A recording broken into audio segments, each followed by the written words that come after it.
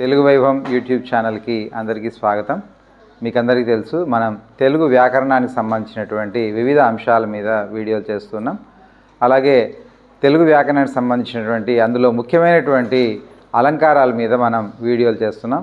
ఈరోజు కూడా ఒక ముఖ్యమైన అలంకారం గురించి మనం తెలుసుకుందాం. అలాగే చాలామంది కొత్త వాళ్ళు మన యూట్యూబ్ ఛానల్ని చూస్తున్నారు, కానీ సబ్స్క్రైబ్ చేయట్లేదు. కాబట్టి మీరందరూ కూడా దయచేసి సబ్స్క్రైబ్ చేసి అలాగే లైక్ చేయవలసిందిగా కోరుతున్నాను. ఫ్రెండ్స్, ఈరోజు మనం అలంకారాల్లో ప్రముఖమైనటువంటి చేకానుప్రాస అలంకారం గురించి తెలుసుకుందాం.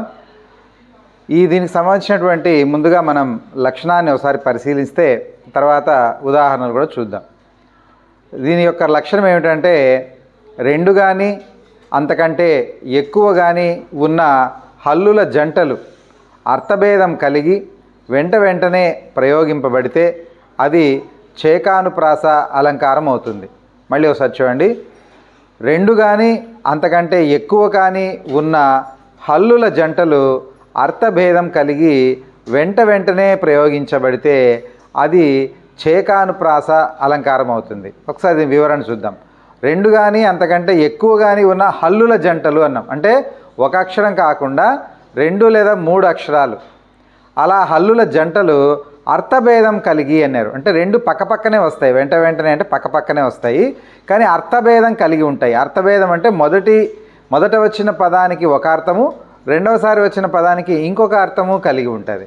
అలా అర్థభేదం కలిగి వెంటనే ప్రయోగించబడినట్లయితే ఆ అలంకారాన్ని మనము చేకానుప్రాస అలంకారం అని చెప్పుకోవచ్చు. ఇప్పుడు ఉదాహరణ చూద్దాము. మొదటి ఉదాహరణ వచ్చేసి, నేడు ధర బాగా పెరిగిపోతోంది. చూడండి, మళ్ళీ చూడండి. నేడు ధర బాగా పెరిగిపోతోంది. ఇక్కడ ధర రెండుసార్లు ప్రయోగించబడింది. ఏమిటి? మొదటిసారి వచ్చినటువంటి ధరకి అర్థం ఏమిటంటే భూమి అని అర్థం. రెండవసారి వచ్చినటువంటి ధరకి వెల అనేది అర్థం. సో అంటే ఏమిటి?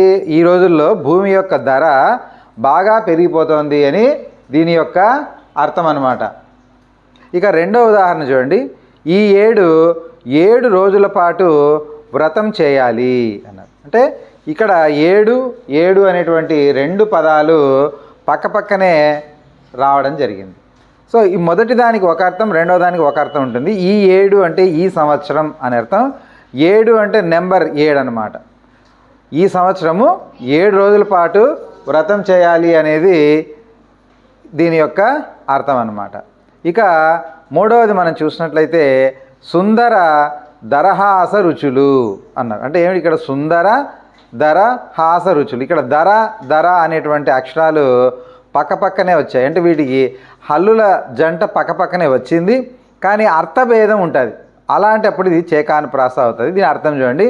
సుందర దరహాస రుచులు అంటే సుందర అంటే మొదటి ధరకి అందమైన అని, దరహాస రుచులు అంటే పెదవికి అంటే నోటికి సంబంధించినటువంటి రుచులు అనేటువంటి అర్థంతో సుందరమైనటువంటి దరహాసము, క్షమించాలి, ఇక్కడ దరహాసం అంటే నవ్వుకు సంబంధించినటువంటి పదం. సో సుందర దరహాస రుచులు అంటే అందంగా నవ్వుతున్నారు అనేది దీని యొక్క అర్థం అన్నమాట. ఇక చివరిది, ఓ రాజా నీది శుభంకర కరం. ఇక్కడ కర ఈ రెండు సార్లు పక్కపక్కన వచ్చాయి, కానీ ఇక్కడ మొదటి దాంట్లో శుభంకర అంటే శుభకరమైనది అని, రెండో కరంకి అర్థం చెయ్యి అని అర్థం. అంటే ఓ రాజా నీది ఎంతో శుభమైనటువంటి చెయ్యి అని దీని యొక్క అర్థం అన్నమాట. సో ఇలాగే మీరు మిగిలిన ఉదాహరణలు కూడా ఈ విధంగా మీరు అర్థం చేసుకుంటే సరిపోతుంది. ఇవాల్టి ప్రశ్న మనం చూసినట్లయితే, హల్లుల జంట అర్థభేదం కలిగి వెంటనే ప్రయోగించబడితే అది ఏ అలంకారం అవుతుంది అన్నప్పుడు ఆ లాటానుప్రాస. ఈ వీడియో మీకు నచ్చినట్లయితే లైక్ చేయండి, మీ బంధుమిత్రులందరికీ షేర్ చేయండి, అలాగే ఛానల్ని సబ్స్క్రైబ్ చేసి పక్కనున్న గంట సింబల్ని కూడా నొక్కండి.